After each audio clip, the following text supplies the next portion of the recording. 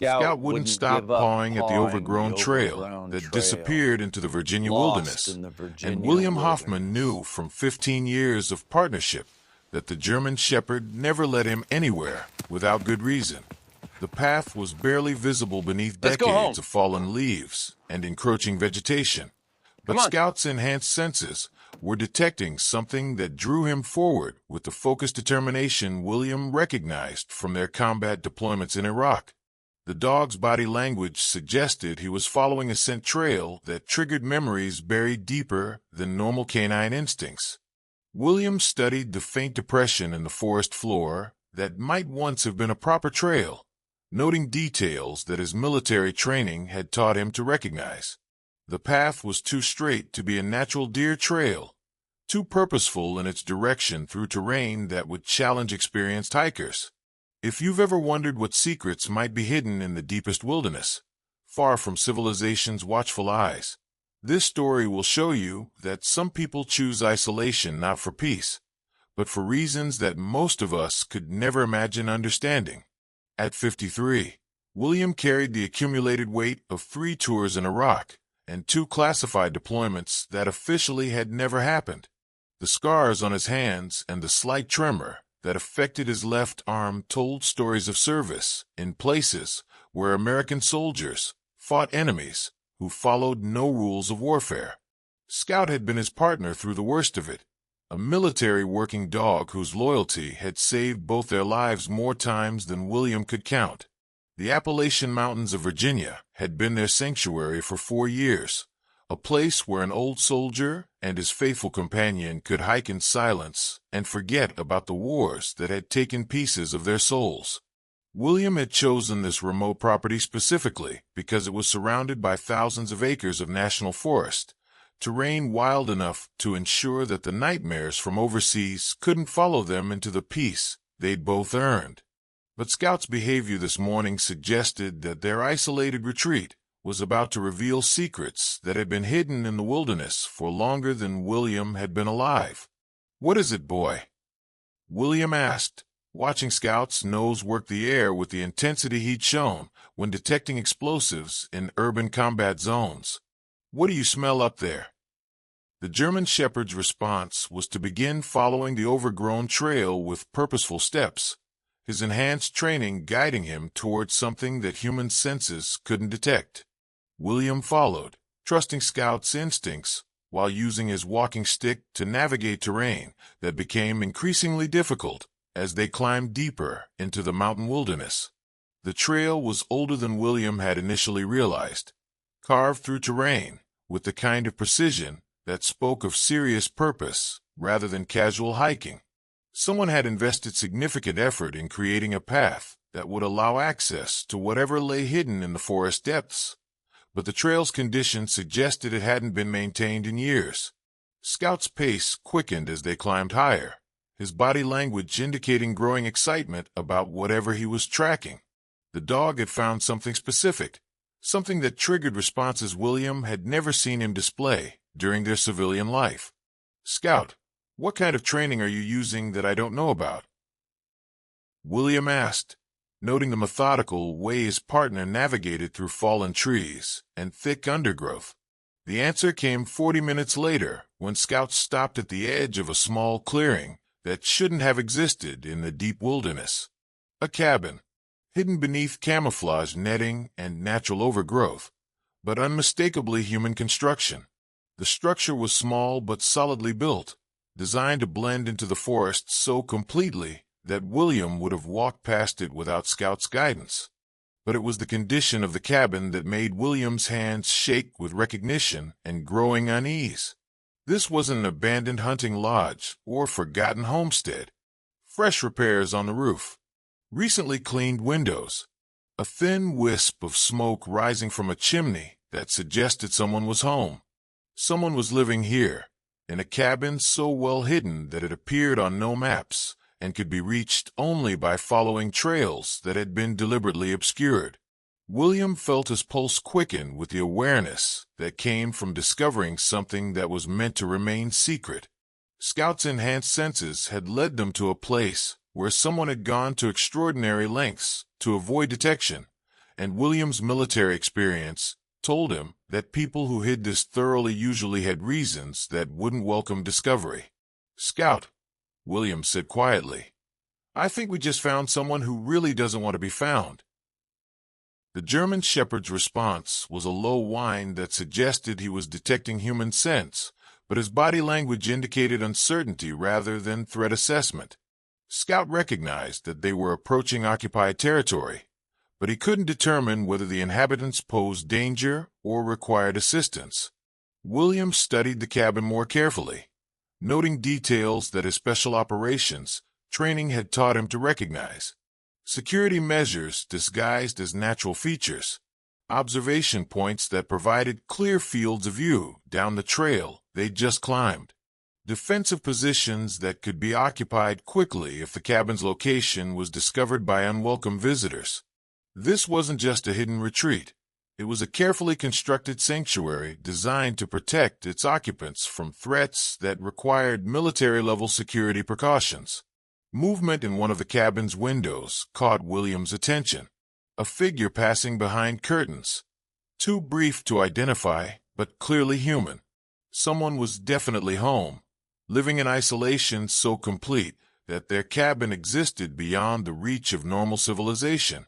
Scout's tail wagged slightly, a gesture that suggested he was detecting familiar scents rather than threatening ones. The dog's enhanced training was providing information about the cabin's occupants that William couldn't access through normal observation. "Do you know them, boy?" William asked, but Scout's continued alertness suggested that familiarity didn't necessarily mean safety. William faced a decision that would determine whether their peaceful mountain retreat remained undisturbed or became complicated by whatever secrets the hidden cabin contained. He could turn back, pretend they'd never found the trail, and continue living in ignorance of whatever was happening in the wilderness around their home. Or he could trust Scout's instincts and discover who was living in such elaborate isolation, and why their presence had triggered responses in his partner that suggested connections to their shared military past. Scout made the decision for him by walking directly toward the cabin's front door, his body language indicating recognition rather than caution. William followed, understanding that some discoveries couldn't be avoided once they'd been made. The cabin door opened before they reached it, revealing a figure that made William's world tilt sideways with impossible recognition and devastating understanding. The man standing in the cabin doorway had been dead for 8 years, killed by an IED explosion in Fallujah that William had witnessed with his own eyes.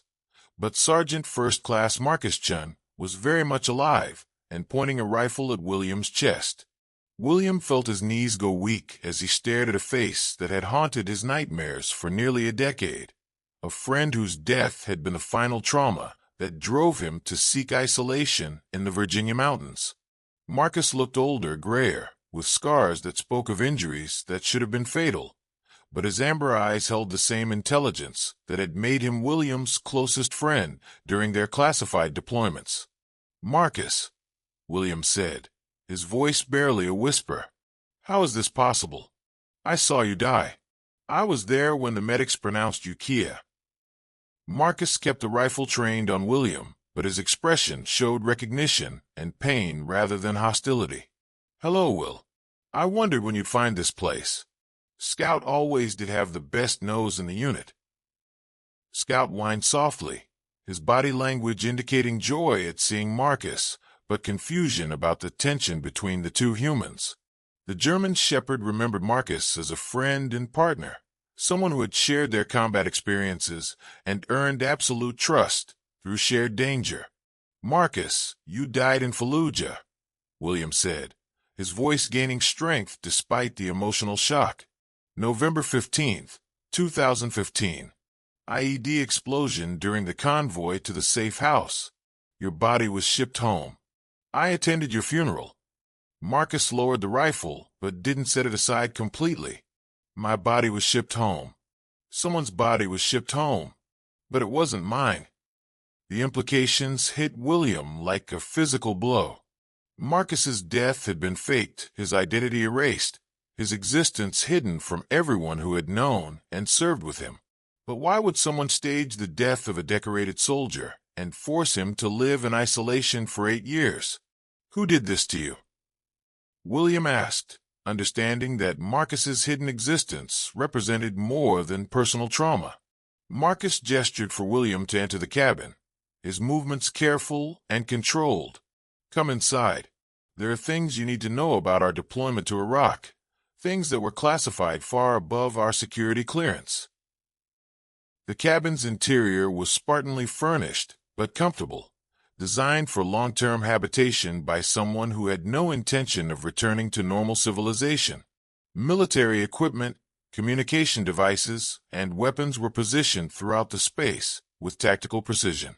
But it was the walls that made William's hands shake with recognition and growing dread. Photographs, documents, and maps that detailed operations he remembered from their classified service, but with additional information that revealed the true scope of what they'd been ordered to do. Operation Sandstorm wasn't about eliminating terrorist cells, Marcus said, watching William examine evidence that redefined everything he thought he knew about their service. We were assassinating Iraqi civilians who were trying to expose American war crimes. William felt his world collapse as he understood what Marcus was showing him.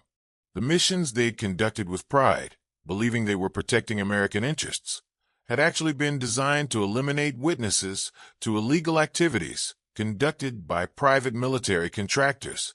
The IED that was supposed to kill me was planted by our own people, Marcus continued.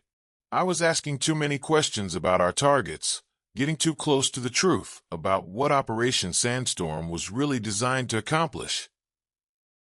Scout moved between the two men, his enhanced senses detecting the emotional pain that was radiating from both soldiers as they confronted the reality of betrayal by their own command structure. Why fake your death? William asked. Why not just expose the truth? Marcus's expression darkened with 8 years of accumulated anger and frustration. Because the conspiracy reaches too high up the chain of command. General Patricia Williams, Colonel James Harrison, Director Michael Stone, all of them were involved in using military operations to protect private contractor profits. William recognized the names from their military service, officers whose orders they'd followed without question, authority figures he trusted to ensure their missions served legitimate American interests. They tried to kill you to cover up war crimes, William said, understanding the scope of what Marcus had discovered. They tried to kill me because I found evidence that Operation Sandstorm was just one part of a larger program, Marcus replied, showing William documents that revealed activities spanning multiple theaters of operation. American soldiers were being used as assassins to eliminate anyone who threatened defense contractor profits. The evidence Marcus had preserved in his hidden cabin was comprehensive and damning. Video recordings of meetings between military officers and contractor executives. Financial records showing payments for illegal operations. Communication intercepts that proved coordination between military command and private interests. I've been gathering evidence for 8 years, Marcus explained. Living off the grid, monitoring communications, documenting the scope of the conspiracy. But I needed someone I could trust to help me get this information to people who could act on it. William looked at his friend who had spent 8 years in hiding, accumulating evidence of betrayal that reached into the highest levels of military authority. Why didn't you contact me before now? Because I needed to be sure you weren't part of the conspiracy, Marcus replied honestly.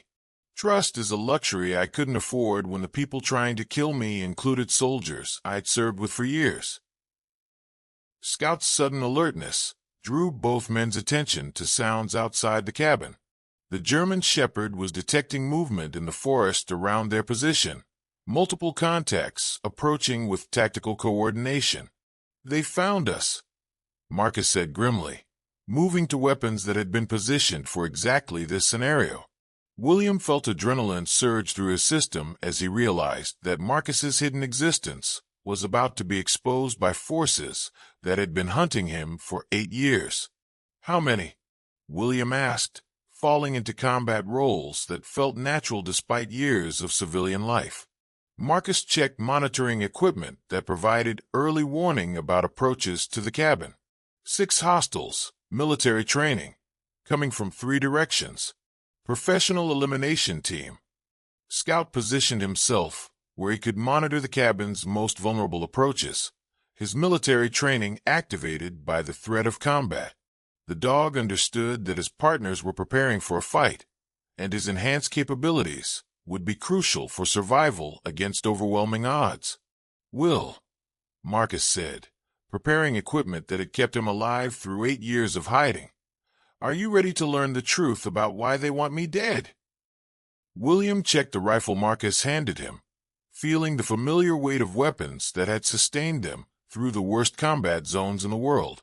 "Marcus," William replied, "I've been ready for 8 years." The battle for Marcus Chen's evidence was about to begin, and William understood that some secrets were worth fighting for, regardless of the cost to those who served them. The elimination team's assault began with tear gas canisters that filled the cabin with choking smoke. But Marcus had spent 8 years preparing for exactly this confrontation.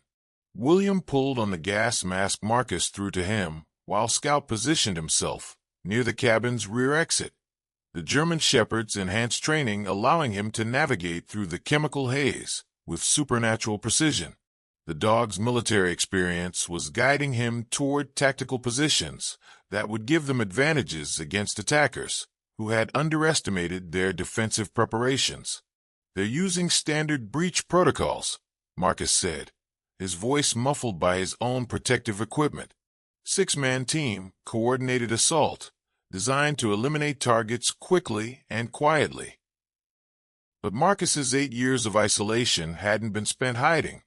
They'd been spent preparing for this moment. The cabin's interior was equipped with defensive measures that turned the assault into a tactical nightmare for the attacking force. Smoke grenades that created concealment while allowing Marcus and William to see through thermal imaging equipment. Flashbang devices positioned to disorient attackers while protecting the cabin's occupants. And most importantly, escape routes that had been carefully planned and rehearsed for years. "The rear exit leads to a tunnel system," Marcus explained, leading William and Scout toward a concealed passage that opened beneath the cabin's floorboards. "I've been preparing for this fight since the day they tried to kill me." William followed Marcus into tunnels that had been carved from the mountain rock with military precision, understanding that his friend had created a fortress designed to protect evidence that powerful people were willing to kill to suppress. Scout moved ahead of them through the underground passages, his enhanced senses providing early warning about threats that might be waiting in the darkness. The German Shepherd's training was perfectly suited for the tactical situation they faced: confined spaces, multiple hostiles, and the need for silent movement through enemy territory. "How long have you known they were coming?" William asked as they navigated through passages that connected to multiple exit points throughout the forest. "I've been monitoring their communications for 3 weeks, Marcus replied, his voice carrying 8 years of accumulated paranoia and preparation. "They've been planning this operation since you moved to the area. Your presence here triggered surveillance protocols that eventually led them to my location." William felt guilt surge through him as he realized that his retirement to the Virginia mountains had inadvertently exposed his friend to the forces that had been hunting him for 8 years. "I'm sorry, Marcus. I didn't know." "You couldn't have known," Marcus interrupted. "But your arrival here gave me something I've been waiting 8 years for, a partner I could trust to help me get this evidence to people who could act on it." They emerged from the tunnel system at a position that provided tactical advantage over the cabin, where the elimination team was discovering that their targets had escaped through routes that had been carefully planned and prepared. From their concealed observation point, William could see the attackers coordinating search patterns that revealed military training and professional equipment. These weren't random contractors hired for a simple elimination. They were special operations personnel conducting a mission that had been authorized at the highest levels of government. Who sent them? William asked, studying the team's equipment and coordination. Marcus used electronic surveillance equipment to intercept their communications, revealing information that made William's hands shake with betrayal and rage. Colonel James Harrison, Pentagon Special Operations Command, Marcus said, his voice tight with anger. The same officer who ordered our missions in Iraq, who authorized the operations that killed civilians to protect contractor interests. William listened to the intercepted communications, hearing Harrison's voice coordinate the elimination operation with the cold efficiency of someone who had ordered similar missions many times before. Target has evaded initial breach. Harrison's voice crackled through Marcus's equipment. Implement Protocol 7. Eliminate all witnesses and destroy all evidence. Protocol 7. William had heard of such authorization during his classified service. The permission to use any means necessary to eliminate threats to ongoing operations, including the murder of American personnel who posed security risks. They're not just trying to kill you, William realized. They're trying to eliminate anyone who might have seen the evidence you've collected. Scout's warning growl drew their attention to movement through the forest around their position. The elimination team had expanded their search to include the tunnel system, and they were approaching the exit point with the systematic thoroughness of soldiers who had been briefed about Marcus's defensive preparations. "We need to move," Marcus said, gathering equipment that represented 8 years of evidence collection. "I have another safe house, but reaching it means crossing territory they'll be monitoring." William looked at the evidence that Marcus had preserved, documentation of war crimes, illegal operations, and betrayal that reached into the Pentagon itself. Information that could expose a conspiracy spanning multiple conflicts and costing hundreds of innocent lives. "Marcus," William said, understanding the weight of what they were protecting, "this evidence could bring down everyone involved in Operation Sandstorm." "That's exactly why they're willing to kill us to suppress it," Marcus replied, preparing for a movement that would either get them to safety or expose them to elimination by forces with unlimited resources and official authorization. Scout positioned himself where he could provide early warning about pursuing forces, while Marcus and William prepared for an escape that would determine whether 8 years of evidence collection would reach people who could demand justice. But as they prepared to leave their concealed position, Marcus revealed something that changed William's understanding of the situation completely. "Will, there's something else you need to know about Operation Sandstorm," Marcus said, his voice carrying the weight of secrets that had haunted him for 8 years. "You weren't just my partner during those missions. You were supposed to be eliminated along with me." William felt his world tilt sideways as he understood the implications. "What are you saying?" "The IED that was supposed to kill me was also supposed to kill you," Marcus explained. "You survived because you were delayed getting to the convoy. They've been hunting both of us for 8 years, but they couldn't find you until you moved here." William looked at Scout, whose enhanced senses had led them to Marcus's hidden cabin, and realized that their discovery hadn't been coincidence. It had been the completion of a trap that had been 8 years in the making. "They used me to find you," William said, understanding that his presence in the Virginia mountains had been monitored and manipulated to flush Marcus out of hiding. "But now we have something they didn't expect," Marcus replied, looking at the evidence that could expose their crimes. "We have proof of what they've done, and we have each other." Scout barked once, a sound that carried the loyalty of a military working dog whose enhanced training had brought together 2 soldiers who had been betrayed by their own command structure. The hunt for Marcus Chen's evidence was about to become a battle for the truth about American military operations that had murdered civilians to protect private interests. And everything depended on the partnership between 2 soldiers whose loyalty to each other was stronger than their fear of the forces trying to eliminate them. The second safe house was hidden in a cave system that Marcus had discovered during his first year of exile, where the evidence of Operation Sandstorm revealed crimes that made William question everything he believed about their military service.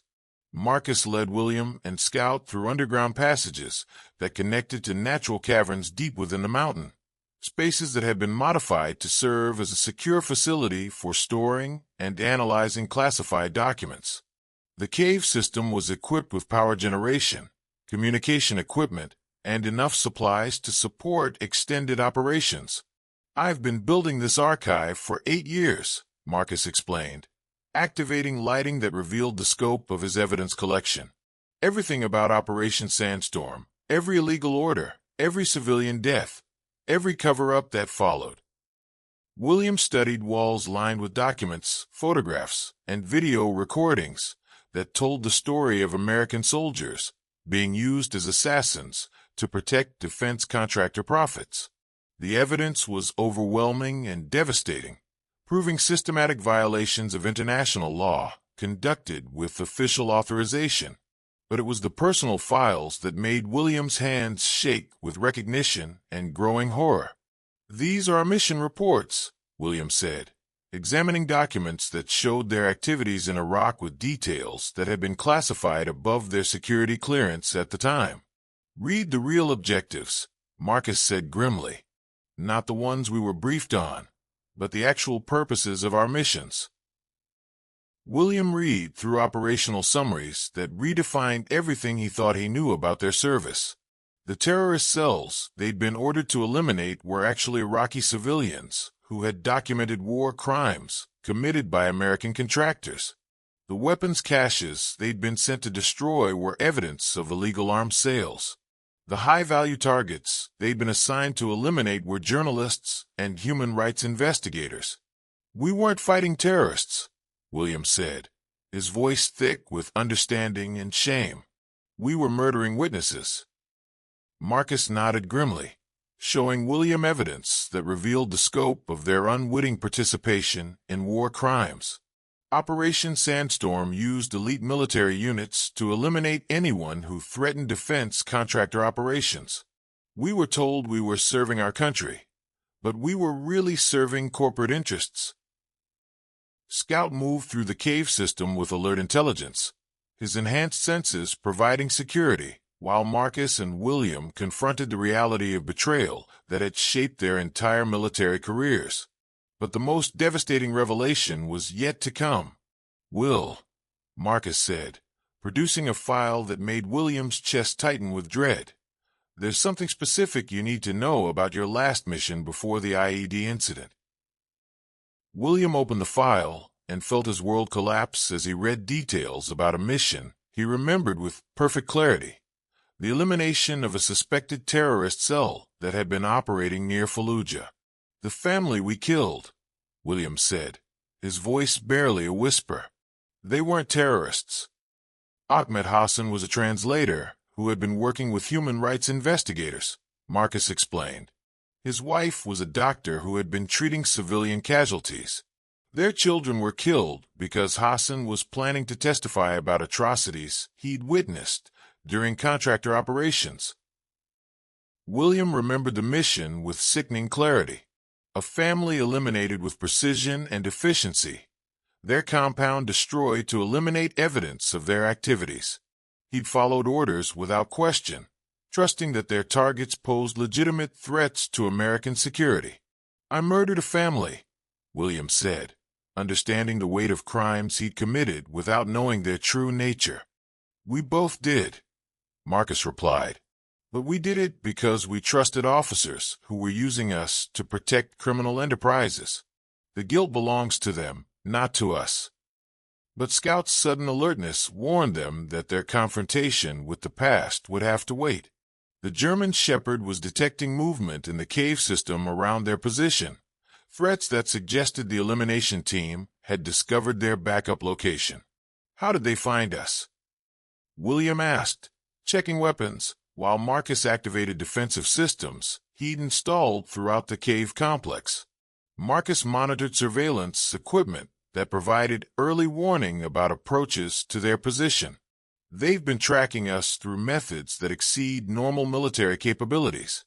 Enhanced surveillance, satellite monitoring, and probably psychological profiling that predicted where I'd establish secondary positions. The attack on the cave system came from multiple directions simultaneously, but the confined spaces worked to Marcus and William's advantage. The elimination team's superior numbers meant nothing in tunnels that could be defended by single individuals with proper positioning and preparation. Scouts' enhanced training proved decisive in the underground battle. The German Shepherd moved through the cave system with supernatural precision, using acoustic advantages and knowledge of tunnel layouts to disorient attackers who were operating in unfamiliar territory. William's rifle spoke with the authority of a soldier, fighting to protect evidence that could expose war crimes spanning multiple conflicts. Each shot was placed with precision born of guilt and determination to ensure that the truth about Operation Sandstorm would reach people who could demand justice. Marcus coordinated their defense with tactical expertise developed through 8 years of evading elimination teams, his knowledge of the cave system allowing them to maintain defensive advantages despite being outnumbered. But the most shocking development came when Scouts' enhanced senses detected something that changed the nature of their fight completely. The German Shepherd led William to a section of the cave where his nose identified scents that shouldn't have existed in the underground facility. "Marcus," William called out during a lull in the fighting. "Scout is detecting something unusual in the back passages." What they found in the cave's deepest recesses made both soldiers understand that Marcus's 8 years of hiding had revealed more than just evidence of past crimes. Current operations. Recent documents showing that Operation Sandstorm hadn't ended with their deployment. It had expanded into a global program, using military units to eliminate civilians who threatened defense contractor interests in multiple countries. "It's still active," Marcus said, studying documents that were dated within the past 6 months. "They're using the same tactics in Syria, Afghanistan, and Africa. American soldiers are still being used as assassins to protect corporate profits." William looked at evidence that proved Operation Sandstorm was ongoing, that soldiers were currently being ordered to commit war crimes while believing they were serving legitimate military objectives. How many soldiers are unknowingly participating in murder operations? William asked. Marcus's calculation was devastating.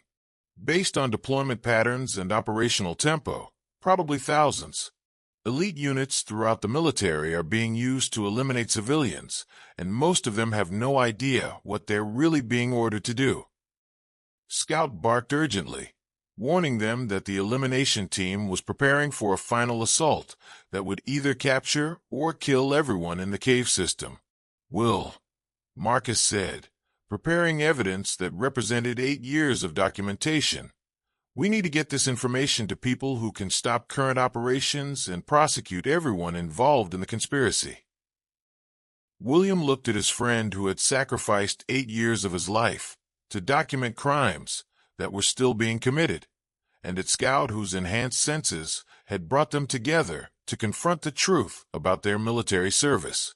"Marcus," William said, "it's time to finish what you started."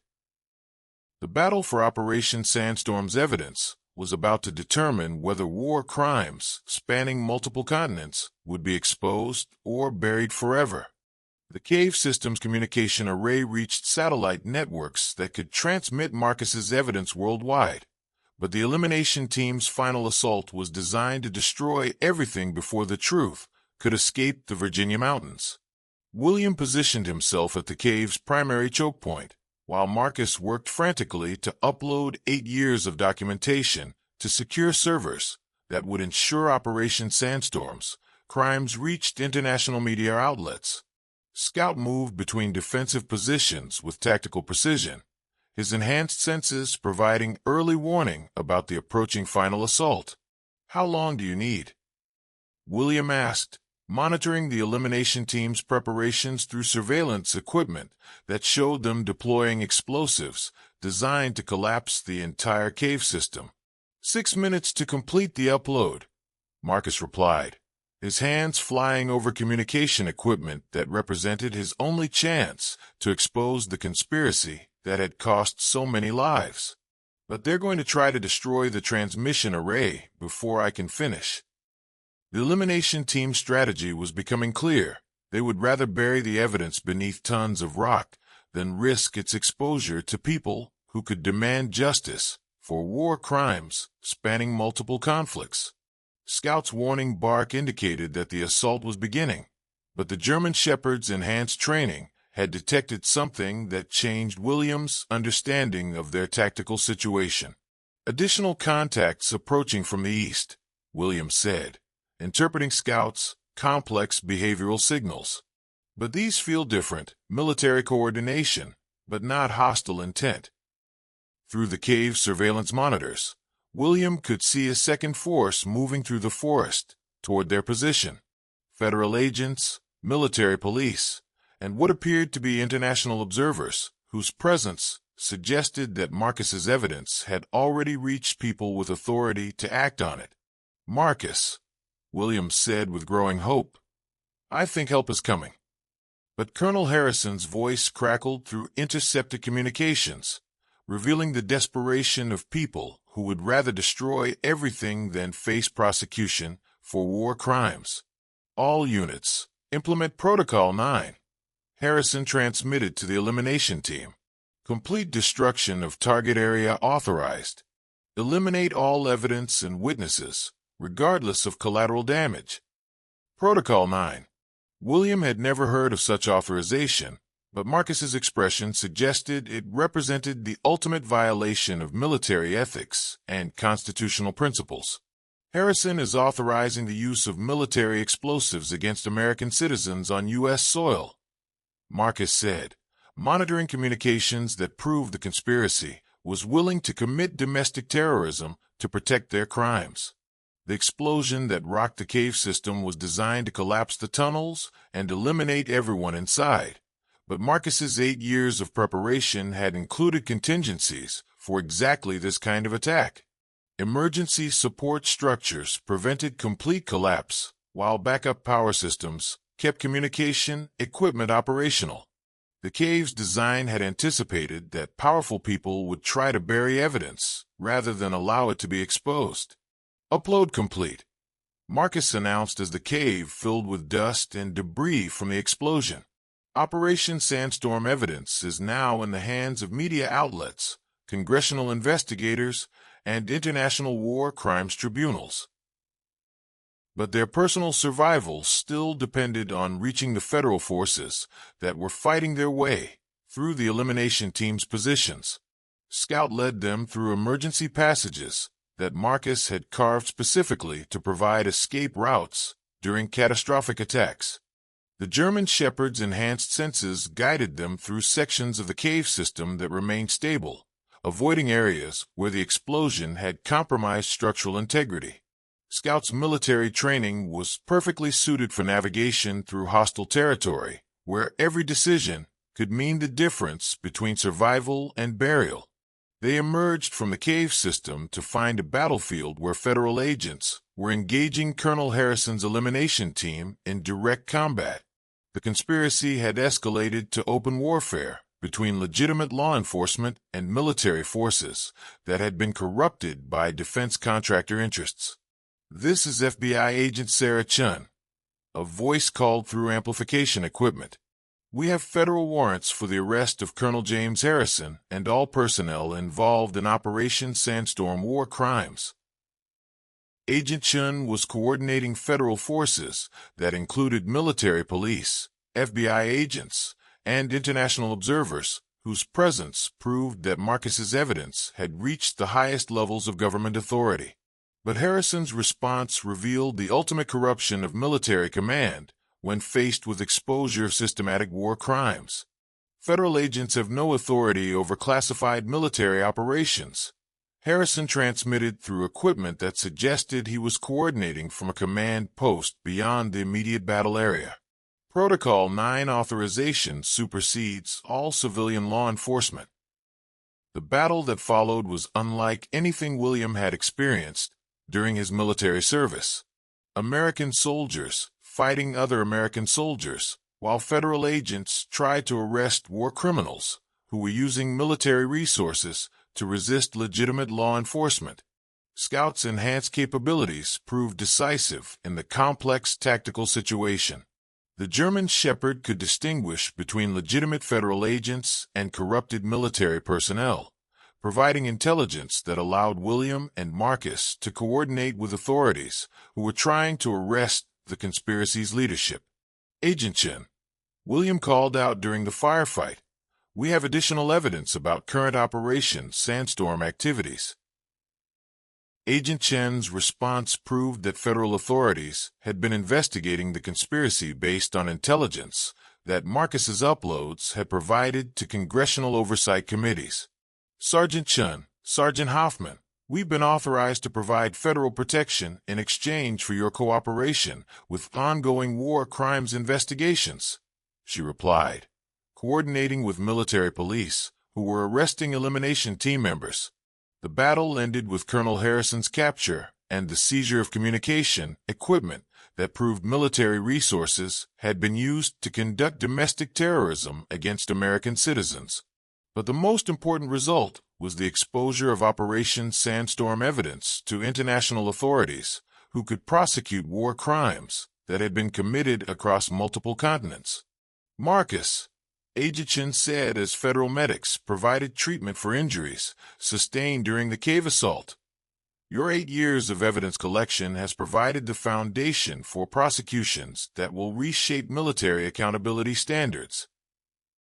Marcus looked at William and Scout, understanding that their partnership had finally completed the mission he'd been conducting in isolation since the day he was supposed to die in Fallujah. "Will," Marcus said, "we can finally stop running from what we were ordered to do. The truth is out, and the people responsible are going to face justice." William looked at his friend who had sacrificed 8 years of his life to expose war crimes, and at Scout whose enhanced senses had brought them together to confront the truth about their military service. "Marcus," William replied, "maybe now we can both find peace with what we were forced to become." Scout barked once, a sound that seemed to carry the voices of every civilian who had died because soldiers followed orders without understanding their true purpose. The ghosts of Operation Sandstorm were finally being laid to rest through evidence that would ensure justice for war crimes spanning multiple conflicts. The congressional hearing room in Washington, D.C. had been transformed into a tribunal where Operation Sandstorm's crimes would finally face public scrutiny. But the conspiracy's reach into government institutions was deeper than anyone had imagined. William sat beside Marcus at the witness table, both soldiers preparing to testify about war crimes they'd been ordered to commit without understanding their true nature.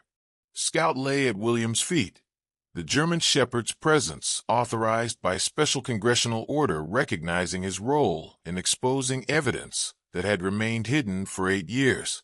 The committee will now hear testimony from Sergeant First Class Marcus Chen and Staff Sergeant William Hoffman regarding their participation in classified operations conducted under the designation Operation Sandstorm, announced Congresswoman Patricia Williams, whose investigation into defense contractor corruption had been ongoing for 3 years. The hearing room was packed with journalists, military officials, and family members of civilians who had been killed during operations that were now revealed to be systematic assassination programs designed to protect corporate interests. But it was the defendant's table that made William's hands shake with recognition and betrayal. Colonel James Harrison sat beside General Robert Stone and Defense Secretary Michael Patterson, officers whose authority William had trusted completely during his military service. "Sergeant Chen," Congresswoman Williams began, "please tell the committee how you discovered that Operation Sandstorm was targeting civilians rather than terrorist threats." Marcus's testimony was delivered with the precision of a soldier reporting battlefield conditions. He described missions where they'd been ordered to eliminate high-value targets, who were later revealed to be journalists, human rights investigators, and civilian witnesses to war crimes committed by American contractors. "We were told we were protecting American interests," Marcus said, his voice carrying 8 years of accumulated guilt and determination. "We were actually murdering people who were trying to expose illegal activities conducted by defense contractors in coordination with military leadership." William watched the congressional panel's faces as Marcus described operations that violated every principle of military ethics and international law. Some representatives showed genuine shock and outrage, but others displayed expressions that suggested they had been aware of Operation Sandstorm's true nature. "Sergeant Hoffman," Congresswoman Williams continued, "please describe your understanding of the mission objectives during your deployment to Iraq." Williams' testimony focused on the systematic deception that had been used to manipulate elite soldiers into committing war crimes while believing they were serving legitimate military objectives. "We trusted our officers completely," William explained. "When Colonel Harrison ordered us to eliminate suspected terrorist cells, we followed those orders without question. We had no way of knowing that our targets were civilians who posed threats to defense contractor profits rather than American security." But Defense Secretary Patterson's response revealed the conspiracy's strategy for avoiding accountability, even when faced with overwhelming evidence of systematic war crimes. "Congresswoman Williams," Patterson said with bureaucratic authority, "the operations described by these witnesses were conducted under classified authorities that remain protected by national security protocols. Congressional oversight of such activities would compromise ongoing operations and endanger American personnel." The claim of national security exemption was the final refuge of officials who had used military resources to commit crimes against humanity. But Marcus's evidence had anticipated exactly this defense. "Sir," Marcus said, producing documents that had been uploaded to secure servers during their escape from the Virginia mountains, "Operation Sandstorm was never authorized by legitimate national security directives. The operations were coordinated through private communications between defense contractor executives and military officers who were receiving personal payments for their cooperation." The evidence Marcus presented was devastating. Financial records showing payments to military officers from defense contractor accounts. Communication intercepts proving coordination between corporate executives and Pentagon officials. Video recordings of meetings where assassination targets were selected based on their threats to corporate profits rather than American security. Scout's sudden alertness drew Williams' attention to movement in the hearing room's gallery. The German Shepherd was detecting something that triggered his enhanced threat assessment capabilities, suggesting that the congressional hearing itself was under some form of surveillance or potential attack. "Agent Chen," Williams said quietly to FBI agent Sarah Chen, who was coordinating security for the hearing. "Scout is detecting something that has him concerned."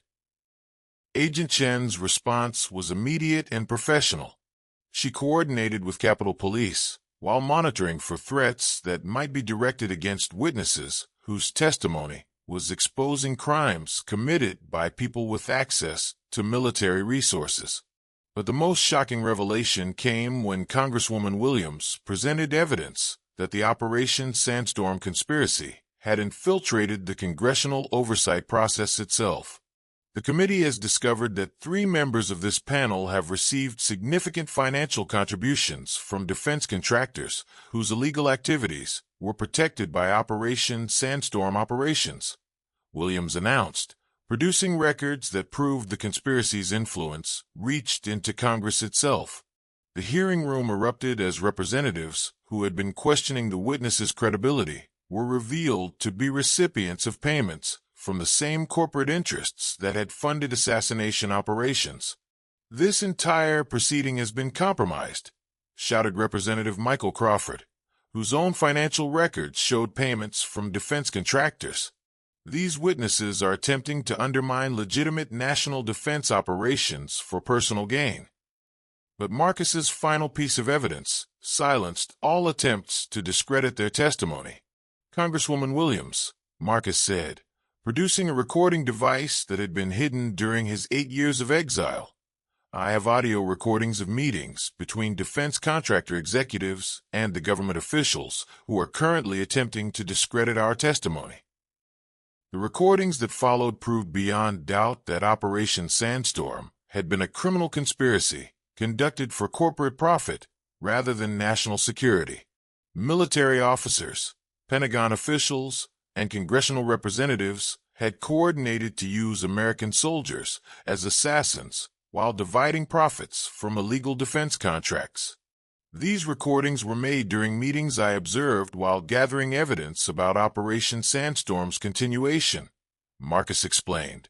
"They prove that the conspiracy to use military forces for corporate assassination operations remained active until the day we exposed it." William looked at his friend who had spent 8 years risking his life to document crimes that reached into the highest levels of American government, and at Scout whose enhanced senses had brought them together to complete a mission that served justice rather than corporate interests. The congressional hearing concluded with arrest warrants being issued for military officers, defense contractors, and government officials whose participation in Operation Sandstorm had violated both military law and constitutional principles. But more importantly, the exposure of the conspiracy led to reforms that would prevent future operations from using American soldiers to commit war crimes disguised as legitimate military objectives. "Marcus," William said as they left the hearing room, 8 years of hiding finally accomplished what we couldn't do as active-duty soldiers." Marcus nodded, understanding that their testimony had honored the memory of every civilian who had died because soldiers followed orders without knowing their true purpose. "Will," Marcus replied, "maybe now we can both live with what we were forced to become." Scout barked once, a sound that seemed to carry the approval of every soldier whose loyalty had been exploited by officers who valued profit over principles. The ghosts of Operation Sandstorm were finally at rest, but the work of rebuilding trust between soldiers and the civilians they were sworn to protect was just beginning. 6 months after the congressional hearings exposed Operation Sandstorm, William and Marcus stood together in Arlington National Cemetery, where they placed wreaths at graves that represented the cost of trusting authority without questioning its moral foundation. The memorial service was attended by families of civilians who had died during operations that were now acknowledged as war crimes, soldiers whose military careers had been destroyed by testifying about illegal orders, and military working dogs whose enhanced training had been used to expose rather than conceal the truth about systematic violations of military ethics. Scout sat between William and Marcus with the dignity of an animal whose loyalty had helped restore honor to soldiers who had been manipulated into committing crimes against their own principles. The German Shepherd wore a medal awarded by Congress for his role in exposing evidence that had led to the largest military corruption investigation in American history.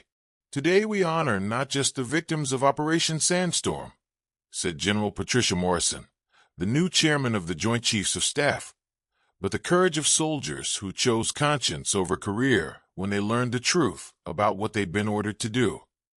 The ceremony included representatives from Iraq, Afghanistan, Syria, and other countries where Operation Sandstorm had conducted assassination operations disguised as counterterrorism missions. Family members of civilians who had been murdered by soldiers following illegal orders stood beside American veterans who were learning to forgive themselves for crimes they'd committed unknowingly. "Ahmed Hassan's widow is here," Marcus said quietly, indicating a woman whose husband had been killed during one of their missions in Iraq. "She asked to meet us." William felt his chest tighten with the familiar weight of guilt and shame, but Marcus's expression suggested that confronting the families of their victims was part of the healing process that both soldiers needed to complete. Fatima Hassan approached them with dignity that transcended the grief and anger she had every right to feel toward soldiers who had destroyed her family based on false intelligence provided by corrupt officers. "Mr. Chen, Mr. Hoffman," she said in accented English, "I want to thank you for exposing the truth about my husband's death." William looked into eyes that held pain but not hatred, understanding that she had chosen forgiveness over vengeance, despite losing everything because of orders they had followed without question. "Mrs. Hassan," William said, his voice rough with emotion, "I can never apologize enough for what we did to your family." "You were lied to," she replied simply.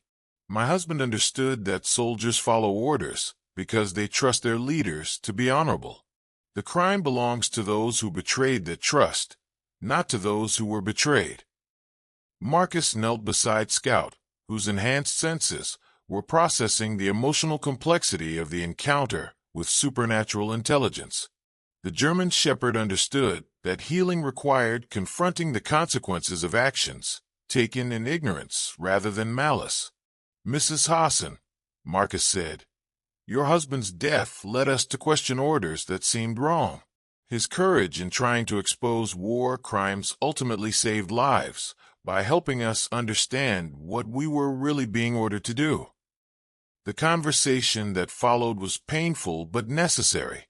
Fatima Hassan described her husband's work as a translator who had documented atrocities committed by American contractors.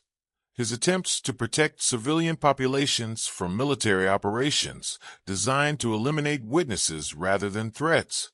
Ahmed believed that American soldiers were good people who were being used by bad leaders, she explained. He never blamed you personally for following orders. He blamed the system that made it profitable to murder civilians. William understood that Ahmed Hassan had possessed the moral clarity that he and Marcus had lacked during their service, the ability to distinguish between legitimate military objectives and criminal operations disguised as patriotic duty. He was trying to save us from becoming the kind of soldiers we never wanted to be, William realized, understanding that their victims had often been more honorable than the military personnel who had killed them. The memorial service concluded with the dedication of a monument to civilians killed during military operations that violated international law and military ethics. The inscription read simply, "They died because soldiers trusted leaders who betrayed that trust." But the most meaningful part of the ceremony was the establishment of the Military Ethics Foundation, an organization dedicated to providing soldiers with resources to question orders that violated moral principles. The foundation will be directed by soldiers who have experienced the consequences of following illegal orders, General Morrison announced. Their mission will be to ensure that future military personnel understand the difference between legitimate authority and criminal conspiracy. Marcus had been appointed as the Foundation's first director, his 8 years of exile qualifying him to guide soldiers who were struggling with orders that seemed to violate their conscience. "Will you help me?" Marcus asked as they prepared to leave Arlington. "The Foundation needs people who understand what it's like to discover that everything you believed about your service was based on lies."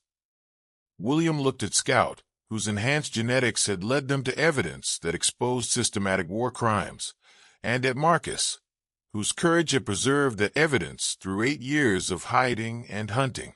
"Marcus," William said, "I think helping soldiers question authority is the best way to honor the people who died, because we didn't question it soon enough." Scout barked once, a sound that seemed to carry the approval of every victim whose death had taught them the difference between blind obedience and moral courage. As they walked together through Arlington's sacred grounds, William understood that their partnership had evolved from military service to something more important, the responsibility to ensure that future soldiers would have the tools to recognize and resist orders that violated the principles they had sworn to defend. The ghosts of Operation Sandstorm would always remain with them, but those ghosts now served as guides rather than tormentors, teaching lessons about the importance of moral courage in military service. "Marcus," William said as they reached their vehicle, "do you think we can make a difference?" Marcus looked back at the monument to civilians who had died because soldiers trusted corrupt leaders, then at Scout whose loyalty had helped expose the truth about systematic military corruption. "Will," Marcus replied, "I think we already have." The work of rebuilding trust between military institutions and the civilians they were sworn to protect would take generations, but it had begun with the courage of soldiers who chose conscience over career when they learned the truth about what they'd been ordered to do. Scout's tail wagged with the satisfaction of a military working dog whose enhanced training had served principles larger than individual survival or institutional loyalty. Some missions were worth a lifetime of service to complete. 5 years after Operation Sandstorm's exposure, William stood in the Virginia mountains, where Scout's instincts had led them to a hidden cabin and changed the course of military accountability forever. The Appalachian wilderness looked the same as it had when Scout first detected the overgrown trail that led to Marcus's sanctuary, but the world beyond these mountains had been transformed by the evidence they'd helped bring to light. The Military Ethics Foundation now operated training programs at every major military installation, teaching soldiers to recognize and resist orders that violated constitutional principles. Marcus emerged from the rebuilt cabin that now served as the Foundation's Wilderness Training Center, where military personnel learned to navigate the moral complexities that came with serving in a world where legitimate authority could be corrupted by criminal interests. "The latest class graduated yesterday," Marcus reported, his expression showing the satisfaction of a mission that continued to save lives through education rather than elimination. 47 officers from 12 different units, all trained to identify and report operations that might violate international law. Scout, now 12 years old and moving with the careful dignity of an aged warrior, still patrolled the mountain trails with purposeful intelligence. The German Shepherd's enhanced genetics had given him longevity that exceeded normal canine parameters, allowing him to continue serving as a living reminder of loyalty that transcended individual relationships to become guardians of moral principles. "How many soldiers have completed the Foundation's training?"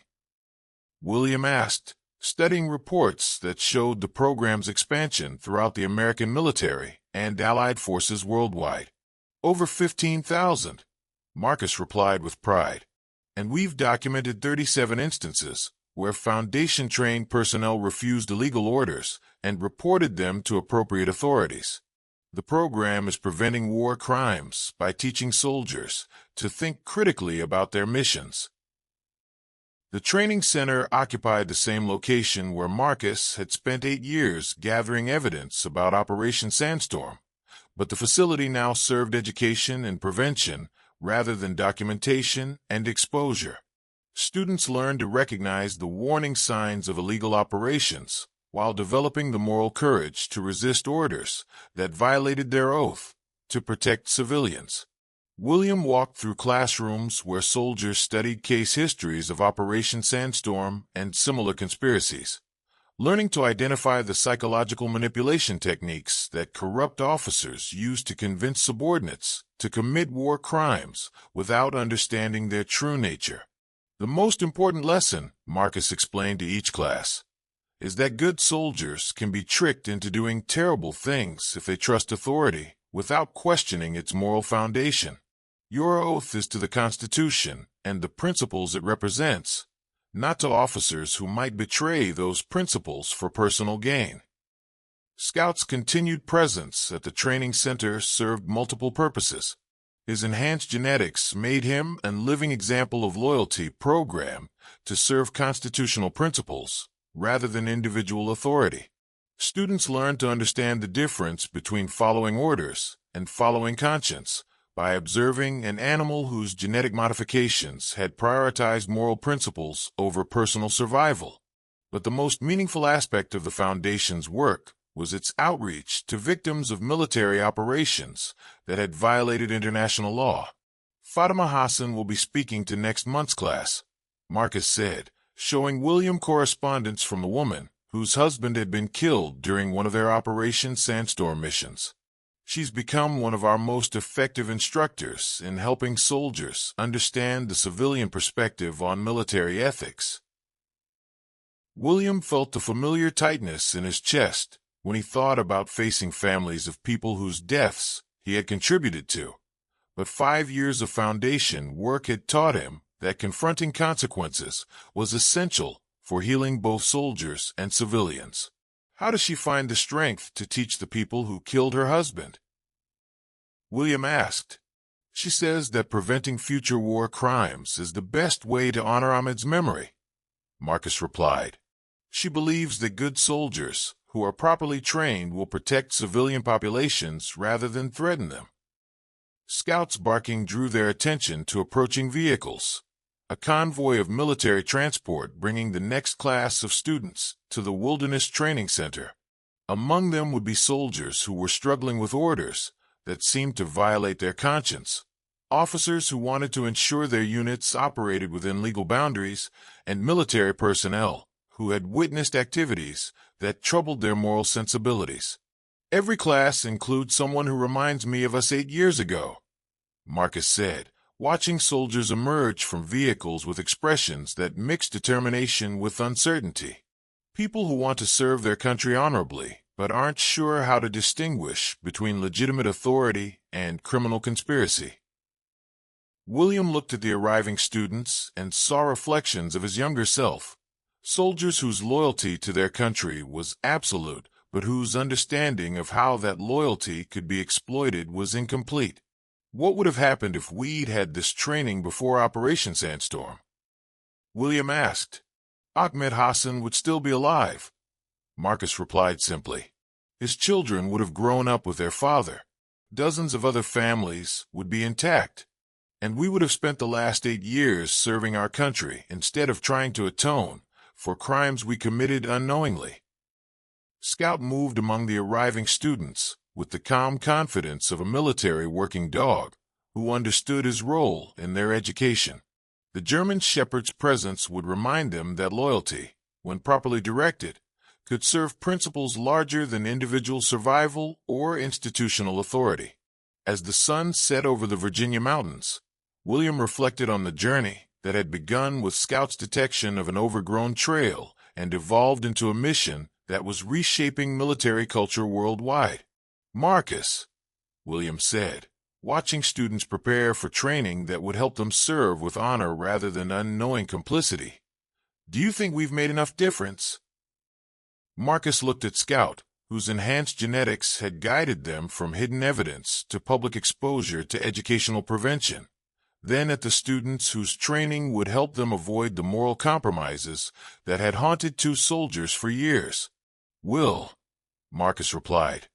I think Scout knew from the beginning that this was bigger than just exposing one conspiracy. He led us to something that would change how soldiers think about authority and conscience. Scout barked once, a sound that seemed to carry the approval of every civilian whose life would be protected by soldiers who had learned to question orders that violated moral principles. The German shepherd's legacy would live on in military personnel who understood that their oath required them to serve constitutional principles rather than corrupted authority, and in the civilians whose lives would be protected by soldiers who had the moral courage to refuse illegal orders. Some discoveries change individual lives. Some partnerships transform institutions. And some missions echo through generations, creating safeguards that protect the innocent from those who would exploit loyalty for criminal purposes. Scout's instincts had led them to more than hidden evidence. They had led them to a new understanding of what military service could become when guided by conscience rather than blind obedience. The trail in the Virginia wilderness still existed, maintained now as a hiking path that led to the training center where soldiers learned the difference between following orders and following principles. And somewhere in those mountains, Scout's legacy continued to guide military personnel toward service that honored both their oath and their conscience.